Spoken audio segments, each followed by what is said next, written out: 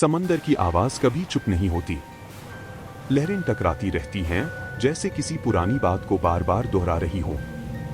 कहते हैं समंदर सब कुछ याद रखता है, और कुछ जगहें ऐसी होती हैं जो कभी माफ नहीं करती। यह कहानी उसी जगह की है। घने कोहरे के बीच काले पत्थरों से घिरे एक छोटे से द्वीप पर खड़ा था एक पुराना लाइट हाउस। ऊंचा, अकेला और डरावनी तरह से शांत। अर्जुन को इस लाइट हाउस की नौकरी एक पुराने नोटिस बोर्ड से मिली थी। कागज पीला पड़ चुका था, किनारे फटे हुए थे, लेकिन उस पर लिखा हुआ एक वाक्य साफ दिख रहा था। लाइट हाउस केयरटेकर चाहिए। स्थान ब्लैक रीफ आइलैंड। नियम सूरज ढलने के बाद रोशनी जलाना सख्त मना है। अर्जुन ने पहली बार पढ़ते ही मुस्कुरा दिया था। लाइट हाउस में लाइट न जलाना, उसे यह मजाक लगा।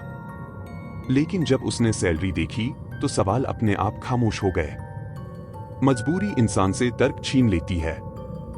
जिस दिन वह द्वीप के लिए निकला, आसमान साफ था। नाव आगे बढ़ रही थी, लेकिन जैसे जैसे द्वीप पास आता गया, हवा भारी होने लगी।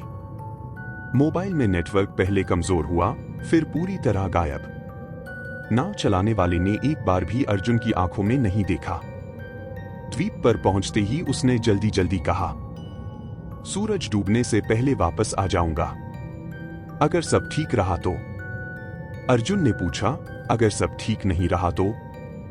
नाव वाला बिना जवाब दिए मुड़ गया। नाव आगे बढ़ गई और कुछ ही मिनटों में कोहरे में गायब हो गई। अर्जुन अकेला रह गया। लाइट हाउस बाहर से जितना पुराना था, अंदर से उससे भी ज्यादा। सीढ़ियों पर जंग लगी थी, दीवारें नम थीं और हवा में नमक की गंध थी। एक लकड़ी की मेज पर मोटी सी रजिस्टर रखी थी। अर्जुन ने पहला पन्ना खोला। बड़े टेढ़े अक्षरों में लिखा था, नियम नंबर 1, सूरज ढलने के बाद लाइट हाउस की रोशनी नहीं जलेगी। नीचे कई नाम थे, अलग अलग तारीखों के साथ। अंतिम नाम कल की तारीख का था। अर्जुन को अजीब लगा, लेकिन उसने ज्यादा ध्यान नहीं दिया। उसने अपना सामान रखा और शाम का इंतजार करने लगा। जैसे ही सूरज डूबा, समंदर का रंग बदलने लगा।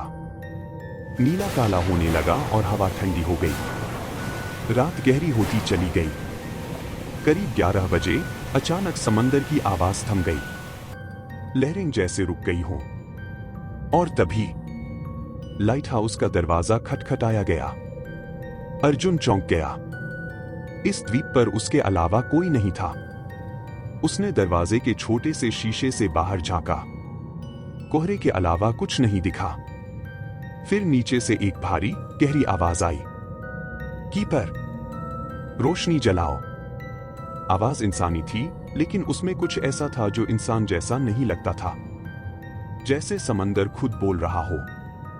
अर्जुन ने हाथ कांपते हुए टॉर्च जलाई।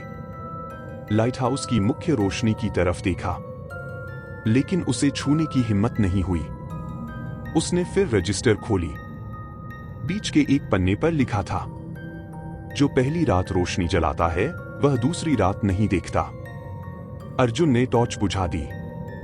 आवाज कुछ देर और आई, फिर धीरे धीरे समंदर की लहरों में खो गई। उस रात उसे नींद नहीं आई। सुबह होते ही उसने लाइट हाउस में रखे पुराने अखबार देखने शुरू किए। एक खबर पर उसकी नजर अटक गई। 20 साल पुरानी खबर थी। अवैध संकेत के कारण जहाज दुर्घटनाग्रस्त। 32 लोग मरे। लाइट हाउस का केयरटेकर लापता। लापता नहीं। खबर के नीचे एक छोटी लाइन थी, शव कभी नहीं मिला। अर्जुन को समझ आने लगा कि यह जगह कोई साधारण जगह नहीं है। दूसरी रात पहले से भी ज्यादा डरावनी थी। कोहरा इतना घना था कि हाथ आगे बढ़ाओ तो उंगलियां भी न दिखें। समंदर फिर से असामान्य रूप से शांत हो गया। फिर वही आवाज, अगर आज रोशनी नहीं जली तो जहाज फिर टकराएगा। दूर कहीं से जहाज का हॉर्न सुनाई दिया। अर्जुन का दिल जोर जोर से धड़कने लगा। अगर उसने रोशनी नहीं जलाई तो लोग मरेंगे। अगर उसने रोशनी जलाई तो शायद वह खुद। उसका हाथ स्विच की तरफ बढ़ा। एक पल की हिचकिचाहट के बाद उसने स्विच दबा दिया। लाइट हाउस की रोशनी जल उठी। पूरा समंदर उजाले से भर गया, लेकिन जहाज रुका नहीं। वह सीधा चट्टानों की तरफ बढ़ता रहा। और तभी अर्जुन ने कुछ ऐसा देखा जिससे उसकी चीख निकलते निकलते रह गई। रोशनी के अंदर लोग थे, जले हुए चेहरे, खुली आंखें, चीखते हुए, एक दूसरे में फंसे हुए।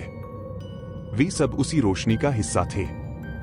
रजिस्टर अपने आप खुल गई। एक नया नियम उभर आया। नियम नंबर 0। रोशनी जलाना मना नहीं है, रोशनी बनना मना है। अर्जुन को सच्चाई समझ आ गई। लाइट हाउस रास्ता नहीं दिखाता, वह बलि मांगता है। अगली सुबह नाव आई। लाइट हाउस खाली था। मेज पर रखी रजिस्टर में एक नया नाम लिखा था, अर्जुन, दूसरी रात। और आज भी जब कोई उस द्वीप से गुजरता है तो दूर से लगता है कि लाइट हाउस की रोशनी जल रही है, लेकिन ध्यान से देखने पर लगता है जैसे उस रोशनी के अंदर कोई खड़ा है और समंदर की तरफ देखकर मुस्कुरा रहा है। क्योंकि कुछ जगह रास्ता नहीं दिखाती, वे सिर्फ गिनती पूरी करती हैं।